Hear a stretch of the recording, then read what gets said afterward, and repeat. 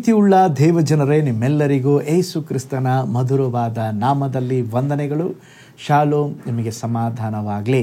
ಈ ದಿನ ದೇವರ ವಾಕ್ಯದ ಜ್ಞಾನಕ್ಕಾಗಿರುವಂಥ ವಿಷಯ ಅಂಜಬೇಡ, ಅದ್ಭುತ ನಡೆಯುವುದು. ಅದಕ್ಕೆ ಆಧಾರವಾಗಿ ಮಾರ್ಕನ ಬರೆದ ಸುವಾರ್ತೆ 5ನೇ ಅಧ್ಯಾಯ 36ನೇ ವಚನ. ಅವರು ಆಡಿದ ಮಾತನ್ನ ಯೇಸು ಲಕ್ಷ್ಯ ಮಾಡದೆ ಸಭಾಮಂದಿರದ ಅಧಿಕಾರಿಗೆ, ಅಂಜಬೇಡ, ನಂಬಿಕೆ ಮಾತ್ರ ಇರಲಿ ಎಂದು ಹೇಳಿದನು. ನೋಡ್ರಿ, ಇಲ್ಲಿ ಯೇಸು ಸ್ವಾಮಿ ಯಾಯಿರನಿಗೆ ಹೇಳುತ್ತಿದ್ದಾರೆ, ಅಂಜಬೇಡ, ನಂಬಿಕೆ ಮಾತ್ರ ಇರಲಿ. ಯೇಸು ಕ್ರಿಸ್ತನು ಈ ಲೋಕದಲ್ಲಿ ಜೀವಿಸಿದ ಕಾಲದಲ್ಲಿ ಸಭಾಮಂದಿರದ ಅಧಿಕಾರಿ ಯಾಯಿರನೆಂಬಂಥ ಒಬ್ಬ ವ್ಯಕ್ತಿ ಇದ್ದನು. ಆತನು ಯೇಸುವಿನ ಮೇಲೆ ಪ್ರೀತಿ ನಂಬಿಕೆಯನ್ನು ಹೊಂದಿದ್ದನು. ಆತನಿಗೆ 12 ವರ್ಷದ ಒಬ್ಬ ಮಗಳಿದ್ದಳು. ಮರಣಕರವಾದ ರೋಗ ಬಂದದ್ದರಿಂದ ಸಾಯುವಂಥ ಒಂದು ಪರಿಸ್ಥಿತಿಯಲ್ಲಿದ್ದಳು. ಈಗ ಸಭಾಮಂದಿರದ ಅಧಿಕಾರಿ ಯಾಯಿರನೆಂಬುವನು ಯೇಸುವನ್ನು ಕಂಡು ಯೇಸುವಿನ ಪಾದಕ್ಕೆ ಬಿದ್ದು, ನನ್ನ ಚಿಕ್ಕ ಮಗಳು ಈಗ ಸಾಯುತ್ತಾಳೆ, ಆಕೆಯು ವಾಸಿಯಾಗಿ ಬದುಕಿಕೊಳ್ಳುವಂತೆ ನೀನು ಬಂದು ಆಕೆಯ ಮೇಲೆ ಕೈ ಇಡಬೇಕು ಎಂದು ಆತನನ್ನು ಬಹಳವಾಗಿ ಬೇಡಿಕೊಂಡನು. ಯೇಸು ಸ್ವಾಮಿ ಅವನ ಜೊತೆಯಲ್ಲೇ ಹೋಗುತ್ತಿರುವಂಥ ಸಮಯದಲ್ಲಿ ಈಗ ಕೆಲವರು ಬಂದು ಯಾಯಿರನಿಗೆ ಹೇಳುತ್ತಾ ಇದ್ದಾರೆ, ಯಾಯಿರನೇ, ನಿನ್ನ ಮಗಳು ತೀರಿ ಹೋದಳು, ಗುರುವಿಗೆ ತೊಂದರೆ ಕೊಡುವುದು ಏಕೆ?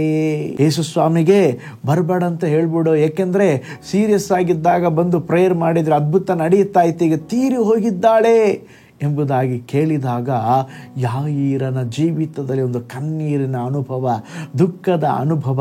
ಆಗ ಯೇಸು ಸ್ವಾಮಿ ಅವನನ್ನು ನೋಡಿ ಹೇಳುತ್ತಾ ಇದ್ದಾರೆ, ಯಾಯಿರನೇ, ಅಂಜಬೇಡ, ನಂಬಿಕೆ ಮಾತ್ರ ಇರಲಪ್ಪ, ನಿನಗೊಂದು ಅದ್ಭುತ ನಡೆಯಲಿಕ್ಕಿದೆ.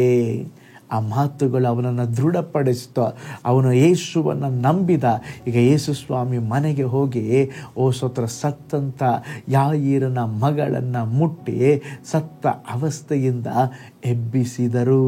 ನೋಡ್ರಿ, ಇಲ್ಲಿ ಯಾಯಿರನಿಗೆ ದೇವರು ಹೇಳಿದ ಅರ್ಥ ಏನಂತ ಹೇಳಿದ್ರೆ, ಅಂಜಬೇಡ ಅಂದರೆ ನೀನು ನಂಬಿಕೆಯನ್ನು ಬಿಡಬೇಡ, ನೀನು ನನ್ನ ಬಲವಾಗಿ ಹಿಡುಕೋ, ನನ್ನನ್ನು ಆತುಕೋ, ನಿಶ್ಚಯವಾಗಿ ನಾನು ನಿನ್ನ ಜೀವಿತದಲ್ಲಿ ಬಿಡುಗಡೆಯನ್ನು ಕೊಡುವೆನೋ.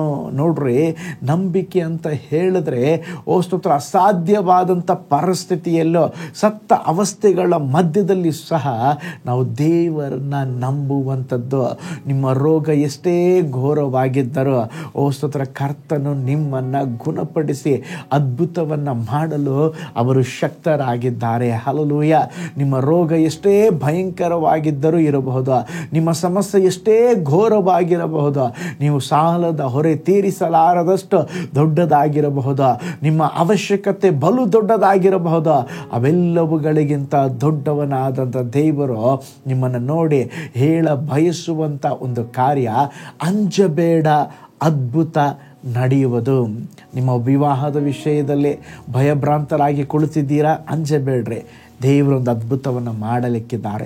ನಿಮ್ಮ ಮಕ್ಕಳ ಭವಿಷ್ಯದ ಕುರಿತಾಗಿ ಯೋಚನೆ ಮಾಡುತ್ತಾ ಇದ್ದೀರಾ, ಅಂಜಬೇಡ್ರಿ, ದೇವರು ಒಂದು ಅದ್ಭುತವನ್ನು ಮಾಡಲಿಕ್ಕಿದ್ದಾರೆ. ನಿಮ್ಮ ಜೀವಿತದಲ್ಲಿ ಯಾವ ವಿಷಯಕ್ಕಾಗಿ ಒಂದು ಅದ್ಭುತಕ್ಕಾಗಿ ಕಾದಿದ್ದೀರೋ ಆ ಒಂದು ವಿಷಯದಲ್ಲಿ ದೇವರು ನಿಮ್ಮ ಜೀವಿತದಲ್ಲಿ ಅದ್ಭುತವನ್ನು ಮಾಡಲಿಕ್ಕಿದ್ದಾರೆ. ಒಂದು ನಿಮಿಷ ನಮ್ಮ ಕಣ್ಗಳನ್ನು ಮುಚ್ಚಿ ಹೇಳೋಣ, ಸ್ವಾಮಿ, ನನ್ನ ಜೀವಿತದಲ್ಲಿ ಭಯಗಳನ್ನು, ಅಂಜಿಕೆಯನ್ನು ತೆಗೆದು ಹಾಕ್ರಿ. ನಾವು ನಿಮ್ಮನ್ನೇ ನೋಡ್ತೇವೆ, ನಿಮ್ಮನ್ನೇ ನಂಬ್ತೇವೆ, ನಮ್ಮ ಜೀವಿತದಲ್ಲಿ ಒಂದು ಅದ್ಭುತವನ್ನು ಮಾಡ್ರಿ ಎಂಬುದಾಗಿ ದೇವರನ್ನು ನೋಡಿ ನಾವು ಕೇಳಿಕೊಳ್ಳೋಣ.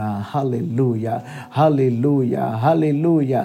ಪರಲೋಕದಲ್ಲಿ ವಾಸ ಮಾಡುವ ನಮ್ಮ ತಂದೆಯಾದ ದೇವರೇ, ಈ ಅತ್ಯದ್ಭುತವಾದ ಒಳ್ಳೆಯ ಸಮಯಕ್ಕಾಗಿ ನಾವು ನಿಮ್ಮನ್ನು ವಂದಿಸ್ತೇವಪ್ಪ. ವಿಶೇಷವಾಗಿ ಸ್ವಾಮಿ, ಈ ದಿನ ನಾವು ವಚನವನ್ನು ಕೇಳಿಸಿಕೊಂಡ ಹಾಗೆ ದೇವರೇ, ನಮ್ಮ ಪರಿಸ್ಥಿತಿಗಳು ಹೇಗೇ ಇರಲಿ, ಎಂಥದ್ದೇ ಇರಲಿ ಸ್ವಾಮಿ ದೇವರೇ, ಸ್ವಲ್ಪ ಕೂಡ ನಾವು ಸಂದೇಹ ಪಡದೆ, ಅಂಜದೆ ನಿನ್ನ ಮೇಲೆ ನಂಬಿಕೆ ಇಡುವಂತೆ ನಮಗೆ ಸಹಾಯ ಮಾಡಿರಿ. ನಿನ್ನ ಮೇಲೆ ಇಡುವ ನಂಬಿಕೆಯ ನಿಮಿತ್ತವಾಗಿ ಸ್ವಾಮಿ, ನೀವು ನಿನ್ನ ಜನರಿಗೆ ಬಿಡುಗಡೆ ಕೊಡುವ ದೇವರು, ಅದ್ಭುತ ಮಾಡುವಂಥ ದೇವರು. ಈ ದಿನ ಕೂಡ ಒಂದು ಅದ್ಭುತ ಸಂಭವಿಸಲೆಂಬುದಾಗಿ ನಾನು ಪ್ರಾರ್ಥಿಸ್ತೇನೆ.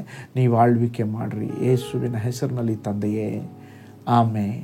Price lord. ಹಾಗಾದರೆ ಕರ್ತನು ನಿಮ್ಮ ಜೀವಿತದಲ್ಲಿ ಕೂಡ ಒಂದು ಅದ್ಭುತವನ್ನು ಮಾಡಲಿಕ್ಕಿದ್ದಾರೆ. ಅಂಜಬೇಡ್ರಿ, ದೇವರನ್ನ ನಂಬ್ರಿ. ಕರ್ತನು ನಿಮ್ಮನ್ನು, ನಿಮ್ಮ ಕುಟುಂಬವನ್ನು ಬ್ಲೆಸ್ ಮಾಡಲಿ.